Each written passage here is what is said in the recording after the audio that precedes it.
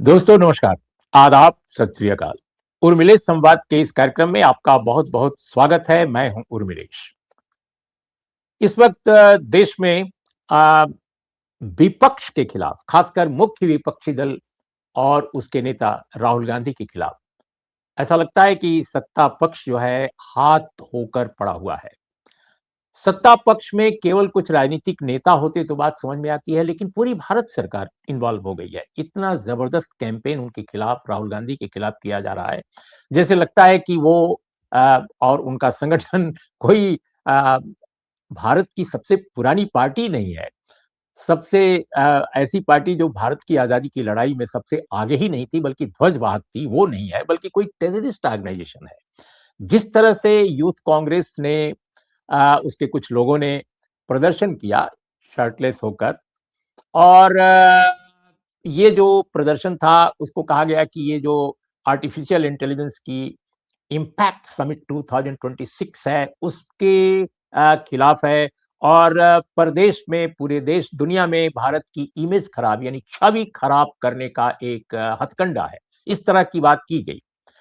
जबकि कांग्रेस की तरफ से यूथ कांग्रेस की तरफ से भी बार-बार कहा गया कि भई हमने प्रोटेस्ट जो किया है, वो सरकार पर है, प्रधानमंत्री पर है, हमारा भारत की प्रगति में बाधा बनने का कोई इरादा नहीं है। इस तरह की बातें की गई हैं, लेकिन इसको नज़रअंदाज करके और ऐसा प्रचारित किया गया है कि ये सब कुछ जो है राहुल गांधी के इशारे पर एक कैंपेन है जो भारत की इमेज खराब करता है। बार-बार कहा जाता है कि भारत की इमेज खराब करने में लगे हुए हैं राहुल गांधी। एक तो इस मुद्दे पर हम आज चर्चा करने जा रहे हैं, साथ में हम ये भी देखेंगे कि और देश दुनिया में क्या हो रहा है भारत से जुड़ा हुआ। तो दोस्तों हमारे साथ इस विषय पर बातचीत करने के लिए आज मौजूद हैं जाने-माने पत्रकार, संपादक डॉक्टर राकेश पाठक। राकेश पाठक जी, आपका बहुत-बहुत स्वागत है हमारे इस कार्यक्रम में, और इसलिए भी ज़्यादा स्वागत आज पहली कर रहा हूँ क्योंकि आप पहली बार हमारे साथ जुड़े हैं, जी सर। और ये सिलसिला हम आगे भी जारी रखेंगे। सबसे पहली जो टिप्पणी मैं आपसे चाहता हूँ कि आपका ऑब्जर्वेशन क्या है? आखिर बीजेपी ने विरोध किया होता, बीजेपी आई मीन सरकार की तरफ से भी कोई एक प्रेस रिलीज़ आ जाती कि भई ये गलत है, ये तरीका गलत आपका है प्रोटेस्ट का। आप क्यों नहीं जंतर-मंतर किए? आप क्यों नहीं इंडिया गेट किए? यहाँ क्यों किए? तो बात समझ में आती है। लेकिन जिस तरह से कैंपेन हो रहा है कांग्रेस के खिलाफ, उसके नेता के खिलाफ, राहुल गांधी के खिलाफ, और पूरे उस उपक्रम को जो कि ऑलरेडी बहुत सारे दल, राजनीतिक दल इस तरह का प्रदर्शन कर चुके हैं, बीजेपी ने कर स्वयं किया है। तो क्या वजह है कि प्रधानमंत्री इतनी ऑफेंसिव यानी इतने आक्रामक ढंग से उन्होंने कांग्रेस के खिलाफ बोलना शुरू किया है? धन्यवाद उर्मिलेश जी, आज सौभाग्य आपके साथ संवाद करने का। देखिए, क्या वजह है, अगर इसे हम तलाशने चलेंगे तो सबसे पहली वजह ये दिखाई देती है कि प्रधानमंत्री नरेंद्र मोदी व्यक्तिगत रूप से ब्रांड राहुल गांधी से डरे हुए हैं। डरे भी इसलिए हैं कि पिछले 12 सालों में, या थोड़ा सा और एक आध साल पीछे से जोड़ लीजिए, जब से सोशल मीडिया का आविर्भाव हुआ, व्हाट्सएप, फेसबुक, इंस्टाग्राम, ये जितनी भी चीजें आई, उसके बाद से हजारों करोड़ रुपए खर्च करके राहुल गांधी की छवि को बर्बाद करने का अभियान चलाया गया। नरेंद्र मोदी की बौखलाहट ये है कि इतना सब करने के बावजूद राहुल गांधी जस के तस खड़े हैं। न केवल राहुल गांधी जस के तस खड़े हैं, अपनी इमेज को बेहतर बना चुके हैं, इसके उलट खुद प्रधानमंत्री नरेंद्र मोदी की ब्रांड इमेज दरक रही है। तो असली वजह नरेंद्र मोदी की बौखलाहट की यह है कि उन्हें एक व्यक्ति ऐसा दिखाई दे रहा है विपक्ष में, जो न केवल राजनीतिक लड़ाई लड़ रहा है, बल्कि राष्ट्रीय स्वयंसेवक संघ के खिलाफ भी वैचारिक लड़ाई को लेकर ध्वजवाहक बना हुआ है। अब जहां तक सवाल नरेंद्र मोदी का है और उनकी सरकार का है कि राहुल गांधी ने या कांग्रेस पार्टी ने एक प्रदर्शन से देश का अपमान किया है,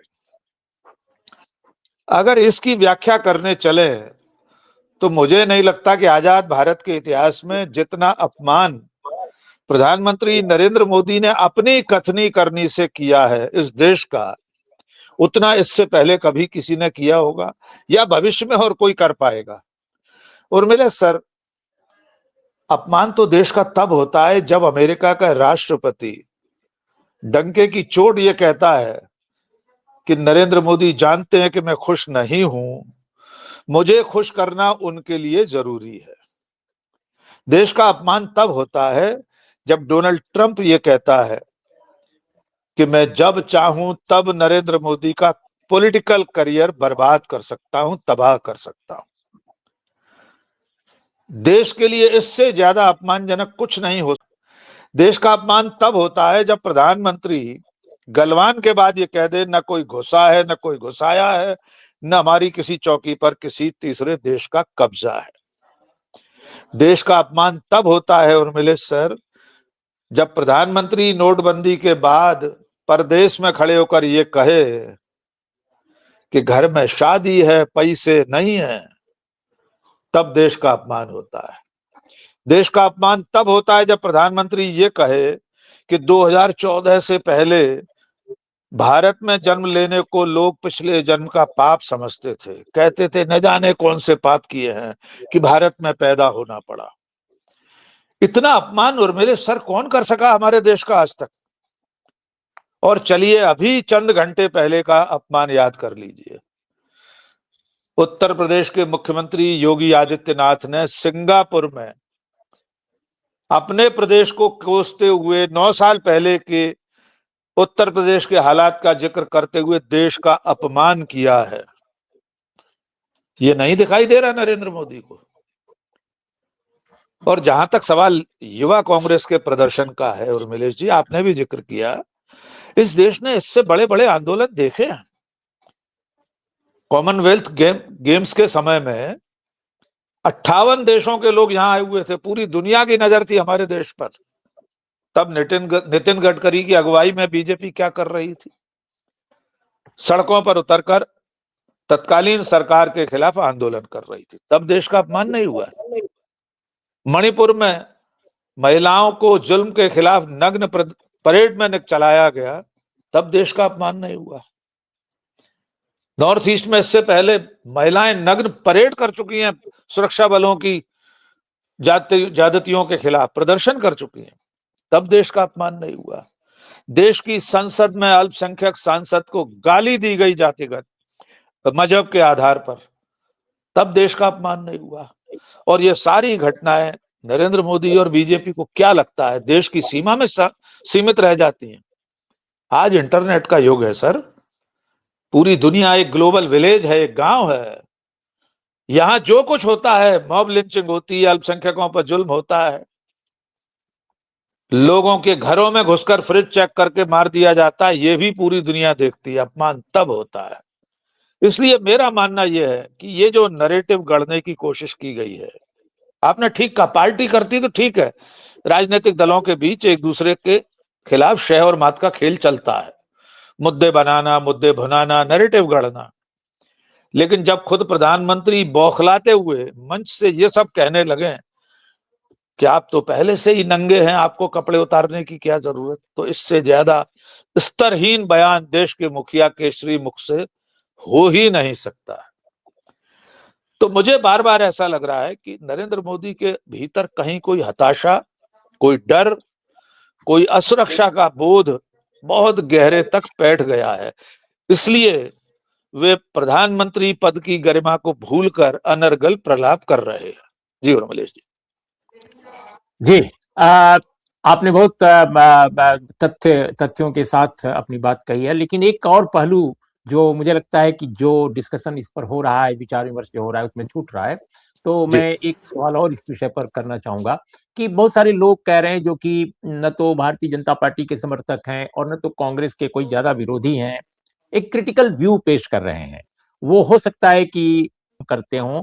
ऐसे लोगों का भी एक छोटा सा तबका है जो ये कह रहा है कि प्रोटेस्ट कोई गलत नहीं है, लेकिन इस तरह से प्रोटेस्ट इनसाइड कैंपस जाकर के करना, ये कहीं ना कहीं सरकार को मदद देता है, क्योंकि सरकार के पास पूरा मीडिया है, मेन स्ट्रीम मीडिया उसके साथ है। और ये क्या कांग्रेस ने पहले सोचा नहीं कि प्रधानमंत्री और देश के अन्य बड़े जो नेता सत्ताधारी हैं, समूचा मीडिया जो जो टीवी पुरम है या गोदी मीडिया जिसको कहते हैं, सारे टूट पड़ेंगे अपोजिशन पर, खासकर कांग्रेस पर। तो ये एक स्ट्रेटजी के तौर पे या टैक्टिक्स के तौर पे शायद गलती है, क्योंकि इससे गलगोटियन जो पूरा तमाशा खड़ा हुआ था, जिस पर देश की काफी बदनामी हुई पूरी दुनिया में, और उससे देश की जनता में व्यापक आक्रोश था। तो गलगोटियन ब्लंडर या तमाशा, उससे लोगों का ध्यान हट करके और कांग्रेस के, यूथ कांग्रेस के शर्टलेस प्रोटेस्ट पर चला आया। तो ये कहीं ना कहीं कांग्रेस से टैक्टिकल मिस्टेक हुई है। आपको क्या लगता है? What is your opinion? देखिए सर, बहुत वाजिब सवाल है। आज से कुछ साल पहले तक ये ऐसे हालात थे कि कांग्रेस कुछ भी करती थी तो लोग इसी तरह से उसके खिलाफ हवा बना देते थे। जिन लोगों को ऐसा लगता है कि वो जगह ठीक नहीं थी, अवसर ठीक नहीं था, उन्हें भी ये अधिकार है कि वे अपना ये विचार रखें। हमें उनसे असहमति नहीं है। किसी को भी लग सकता है, प्रथम दृष्टया हम और आपको भी लग सकता था कि जगह ठीक नहीं थी, वहां नहीं करना था। लेकिन क्या आपने कभी सोचा है कि नरेंद्र मोदी जगह देखते हैं, देश काल परिस्थितियां देखते हैं? जब जापान में खड़े होकर, कोरिया में खड़े होकर देश को गाली देते हैं कि भारत में जन्म लेना पिछले जन्म के पाप का परिणाम था, तब कोई नहीं सोचता कि वहां नहीं कहना चाहिए था उन्हें, यहां कह लेते जंतर मंतर पर। तब तो कोई नहीं सोचता। संसद में खड़े होकर पंडित जवाहरलाल नेहरू, दो शहीद प्रधानमंत्रियों इंदिरा गांधी और राजीव गांधी, उनकी चरित्र हत्या की जाती है, उनके खिलाफ अनर्गल घृणिततम बयान दिए जाते हैं सत्ताधारी पार्टी के सांसदों और मंत्रियों तक द्वारा। तब ये जो बैलेंसवादी लोग हैं सर, मैं इस शब्द का प्राय इस्तेमाल करता हूं, बैलेंसवादी, तब बैलेंसवादी लोग कभी नहीं कहते कि संसद में नहीं कहना चाहिए था, चौपाल पर कह लेते कहीं। तब क्यों नहीं लोग पूछते कि प्रधानमंत्री के सामने पंडित नेहरू और इंदिरा गांधी, राजीव गांधी, मनमोहन सिंह, सबका अपमान हो रहा था, तब क्यों नहीं ये लोग कहते? तो ये ऐसी बात है जो अब से कुछ समय पहले तक तो चलती थी। और मैं स्पष्ट मानता हूं, कांग्रेस पार्टी ने इस बार जो स्टैंड लिया है अपने कार्यकर्ताओं, अपने नेताओं के पक्ष में खड़े रहने का, तो कांग्रेस उस गिल्ट से बाहर निकल रही है सर कि लोग क्या कहेंगे, चार लोग क्या कहेंगे। तो ये चार लोग कौन लोग हैं? ये चार लोग वे लोग हैं जो नरेंद्र मोदी की स्तरहीन बातों पर चुप्पी साधे रहते हैं, सरकार की हर तरह की गलत बातों पर एक शब्द नहीं बोलते। ये चार वे लोग हैं। कांग्रेस पार्टी ने अब इन चार लोगों की चिंता करना बंद कर दिया है। इसलिए आपने देखा होगा कि शुरुआती एक आध घंटे तक थोड़ा सा सन्नाटा रहा, उसके बाद कांग्रेस के बड़े बड़े प्रवक्ता, नेता, कल भी सांसदों ने प्रेस कॉन्फ्रेंस की इतने सारे, राहुल गांधी ने कल बड़ा प्रत्याक्रमण किया, उन्होंने रिबटल किया कि नरेंद्र मोदी जी शर्म क्या होती है हम बताते हैं आपको। तो कांग्रेस अब उस संकोच से बाहर निकल गई है। और मेरा मानना यह है कि जो पार्टी प्रतिपक्ष में है, बीजेपी जब विपक्ष में थी, जनसंघ जब विपक्ष में थी, जनता पार्टी जब विपक्ष में थी, तब वो कब चिंता करती थी कि इंदिरा गांधी के बारे में गालियां देकर सड़कों पर नारे लगाएंगे, गली गली में झंडी है, डॉट डॉट डॉट। तब क्या जनसंघ के लोग सोचते थे लोग क्या कहेंगे? नहीं सोचते थे। हम कभी नहीं चाहते कि कांग्रेस पार्टी उस स्तर पर उतरे, लेकिन लोकतांत्रिक, अहिंसक, जनवादी तरीके से अगर कोई भी प्रोटेस्ट कर रही है पार्टी, कार्यकर्ता प्रदर्शन कर रहे हैं, और जहां तक सवाल शर्टलेस का है सर, वो जब से अनिल विज का वीडियो जारी हो गया है, 62 रुपए पेट्रोल की कीमत हुई थी तब अनिल विज और उनके पूरे कार्यकर्ता पूरी तरह उघाड़े, हमारे यहाँ तो ग्वालियर चंबल में उघाड़े ही कहते हैं, उघाड़े अर्धनग्न होकर प्रदर्शन कर रहे थे, तब शर्म नहीं आई थी? ये शर्टलेस वाले तो ज्यादातर सैंडो बनियान भी पहने थे। और दुनिया भर में इस तरह के प्रदर्शन होते हैं सर। जंतर मंतर पर तमिलनाडु के किसानों ने नरमुंड रखकर प्रदर्शन किए थे। अच्छा, एक बात और जोड़ना चाहता हूं सर, बड़ी विनम्रता से। इस सरकार के सामने जितने तरीके से प्रदर्शन अब तक हुए 12 सालों में, किस तरह रिस्पॉन्ड किया सरकार ने? किसान तो शर्टलेस नहीं बैठे थे दिल्ली की सीमा पर, उन्होंने तो कपड़े नहीं उतारे थे। 700 किसान शहीद हो गए, आपने भाले बराबर की कीलें गाड़ दी थी दिल्ली की सड़कों पर। जैसे दुश्मन देश की सीमा पर कटीली बाड़ लगाई जाती है, उससे भी खतरनाक बाड़, सीमेंटेड बोल्डर, बड़े बड़ी दीवारें। जैसे अमेरिका और मेक्सिको की सीमा पर अगर कोई बाढ़ लगी होगी, लगी ही है, वैसी बाढ़ आपने देश के किसानों के सामने खड़ी कर दी थी। और किसानों को देशद्रोही कहा गया। उसी पर आ रहा हूं सर मैं। किसान देशद्रोही, जेएनयू के विद्यार्थी आंदोलन करें तो टुकड़े टुकड़े गैंग वाले, मजदूर आंदोलन करें तो देशद्रोही, किसान आंदोलन करें तो खालिस्तानी, महिलाएं आंदोलन करें शाहीन बाग में बैठकर तो बीजेपी की सांसद भूतपूर्व अभिनेत्री कहती 200-200 रुपए में बैठने वाली हैं। तो कौन सा तरीका अपनाए सरकार के सामने प्रतिरोध का सर? कौन सा तरीका अहिंसक, गांधीवादी, जनवादी, बता दीजिए। यद्यपि एक बहुत जरूरी जानकारी जोड़ना चाहता हूं सर, अनुमति दें जी। आंदोलनों के तरीके पर बात हो रही है कि तरीका गलत था। आप तो जानते होंगे और मिले संवाद के दर्शक जान लें कि श्री अमित शाह का मंत्रालय आंदोलन चलाने के लिए भी अब कायदे कानून बनवा रहा है। जुलाई 2025 में इंटेलिजेंस ब्यूरो की तरफ से एक सुरक्षा संगोष्ठी, एक सेमिनार हुआ था। उसमें देश भर के डीजीपीज और सुरक्षा एजेंसियों के मुखिया शामिल हुए थे। अमित शाह ने उसमें निर्देश दिया है कि 1974 से लेकर अभी तक के जन आंदोलनों की रिसर्च की जाए कि आंदोलन कैसे चले थे, उसके कारण, परिणाम, फंडिंग, उनके नेता, तौर तरीके, इन सब पर रिसर्च की जा रही है। और सबसे बड़ी बात यह है, जिम्मा दिया गया है police research and development bureau को, bureau of police research and development. उससे यह कहा गया है कि पूरी रिपोर्ट तैयार करें 1974 से अब तक जितने जन आंदोलन हुए हैं, उस आधार पर गृह मंत्रालय एक एसओपी बनाने वाला है, आंदोलन की मानक प्रक्रिया। तो आजाद भारत में अब गृह मंत्रालय बताएगा कि कितने डेसिबल में आप नारे लगा सकते हैं, आपकी आवाज कितनी ऊंची होनी चाहिए, आप दाहिने हाथ की उंगली उठाएंगे कि बाएं हाथ की उंगली उठाकर नारा लगाएंगे, नारे लगाते समय आपकी गर्दन कितनी ऊंची होना चाहिए, कौन से कपड़े पहनकर आएंगे आप, किस तरह चलेंगे, ये सब निर्धारित करने वाला है गृह मंत्रालय। एसओपी निर्धारित हो रहा है।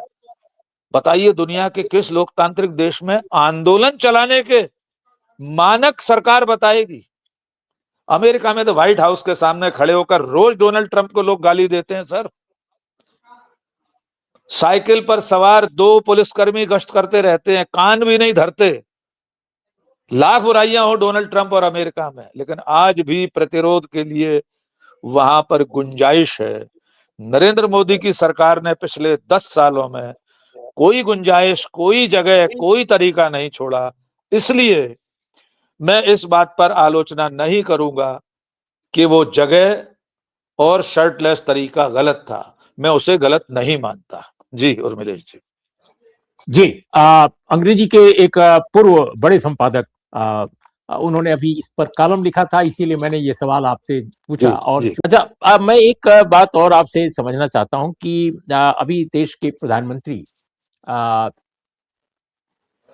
आर्टिफिशियल इंटेलिजेंस का जो एक बड़ा सम्मेलन हुआ भारत में, उसके तत्काल बाद योजना बन गई कि भाई इजराइल जाएंगे और वो 25 को इजराइल में होंगे। तो इस वक्त जबकि ईरान पर युद्ध के बादल मंडरा रहे हैं, कब उस पर हमला हो जाए कोई नहीं जानता। ईरान हमारा बहुत पुराना एक पारंपरिक मित्र देश है और हम उससे बहुत सारी चीजें लेते रहे हैं, बहुत सारी चीजें देते रहे हैं, निर्यात आयात का। एक ऐसी स्थिति में क्या इजराइल जाना और जिस मकसद या जिस एजेंडे से जाना तय हो रहा है, क्या आपको उस पर क्या टिप्पणी आपकी है? जी देखिए सर, पिछले 12 सालों में भारत की विदेश नीति अब भारत की विदेश नीति नहीं रही है, वो मोदी नीति बनकर रह गई है। हमने आजादी के बाद से जो नीति अपनाई थी, एक संतुलन के रास्ते पर चलते हुए दुनिया की दोनों बड़ी ताकतों, दोनों बड़े ब्लॉक से समान दूरी रखना और थोड़ा सा झुकाव, थोड़ा सा मित्रवत रिश्ता रूस और ईरान जैसे देशों के साथ बनाए रखना। इतिहास गवाह है कि आड़े वक्त में ये देश हमारे काम आए भी थे। अब पहले तो ये जान लीजिए सर, आप तो जानते हैं, दर्शक जान लें कि अब हमारे देश की बड़ी बड़ी नीतियों की घोषणा दूसरे देशों से होने लगी है। डोनाल्ड ट्रंप बताएंगे सीज फायर हमने करा दिया है, डोनाल्ड ट्रंप बताएंगे कि ट्रेड डील हो गई है। इजराइल की यात्रा की सूचना भी नरेंद्र मोदी या भारत सरकार ने नहीं दी।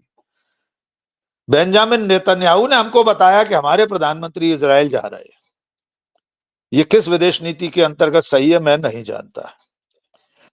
अब जहां तक सवाल इस वक्त उनके जाने का है, इसकी थोड़ी सी पृष्ठभूमि को भी देख लेना चाहिए। देखिए सर, जब से एप्स्टीन फाइल्स का खुलासा हुआ है, तब से प्रधानमंत्री नरेंद्र मोदी का नाम, हमारे एक मंत्री, मोदी सरकार के मंत्री हरदीप पुरी का नाम और कुछ अन्य नाम उसमें आ चुके हैं। गंभीर बात यह है कि प्रधानमंत्री का नाम जेफरी एप्स्टीन और व्हाइट हाउस के डोनाल्ड ट्रंप के प्रधान रणनीतिकार स्टीव बैनन की बातचीत में कई बार आया है, और उस बातचीत में इजराइल शब्द भी है। 4 से 6 अप्रैल 2017 को नरेंद्र मोदी की इजराइल यात्रा हुई थी सर। उसके बाद 9 अप्रैल को एप्स्टीन मेल करता है स्टीव बैनन को, लिखता है इट वर्कड, काम हो गया। कई जगह प्रधानमंत्री नरेंद्र मोदी का जिक्र उसमें आ रहा है इजराइल के संदर्भ में। ये शब्द भी इस वक्त जब वे जा रहे हैं, तब वहां खाड़ी में क्या हालात। आपने बिल्कुल ठीक इंगित किया कि ईरान के खिलाफ अमेरिका की कार्यवाही सन्नद्ध है, कभी भी युद्ध शुरू हो सकता है, कभी भी लड़ाई छिड़ सकती है। ईरान अपने स्टैंड पर कायम है, वो झुकने को तैयार नहीं है। अब वहां इजराइल जो लामबंदी कर रहा है, इजराइल प्लस अमेरिका, दोनों एक ही थाली के चट्टे बट्टे हैं, एक ही सिक्के के दो पहलू हैं, हम सब जानते हैं। भारत को इजराइल और अमेरिका की गोद में पूरी तरह बिठाकर तमाम दूसरे जो हमारे परंपरागत मित्र हैं, खाड़ी के देश हैं, खास तौर से फिलिस्तीन के मसले पर हमें अपने स्टैंड से बिल्कुल अलग करके इजराइल की गोद में बिठाने की कोशिश। देखिए सर, जब से फिलिस्तीन बना है, हमारे राष्ट्रपिता महात्मा गांधी ने तो 1948 में ही कह दिया था, उससे भी पहले का उनका भाषण है कि फिलिस्तीन फिलिस्तीनियों का है। अटल बिहारी वाजपेयी का भाषण है सर, जनता पार्टी की सरकार बनी थी, अटल बिहारी वाजपेयी का दिल्ली में भाषण था, तब तक उन्होंने विदेश मंत्री की शपथ नहीं ली थी, लेकिन सरकार बन चुकी थी मोरारजी देसाई की। ये अटल बिहारी वाजपेयी के शब्द हैं, फिलिस्तीन फिलिस्तीनियों का है। जैसे उन्होंने कहा था जैसे जापान जापानियों का है, इसी तरह से उन्होंने एक आध देश का और नाम लिया था। तो हम जो परंपरागत रूप से फिलिस्तीन के मित्र थे, उसकी आजादी के पक्षधर थे, अब हम इजराइल की गोद में बैठने वाले हैं। यद्यपि ये जो संघ परिवार है, ये पहले से ही इस तरह की दो भांति करता रहा है। मोशे दायान की यात्रा, आप तो बहुत वरिष्ठ हैं, आप जानते होंगे किस तरह भारत की गोपनीय यात्रा हुई थी। तो मेरा ऐसा मानना है कि हम विदेश नीति के मोर्चे पर नरेंद्र मोदी की कथनी करने के चलते एक ऐसे दोराहे पर आकर खड़े हो गए हैं जहां पर हमारे राष्ट्रीय हित, भारत के सारे सर्वोच्च हित दांव पर लग गए। हमें अमेरिका के इशारे पर चाबहार सौदे से बाहर, प्रोजेक्ट से बाहर आना पड़ा है।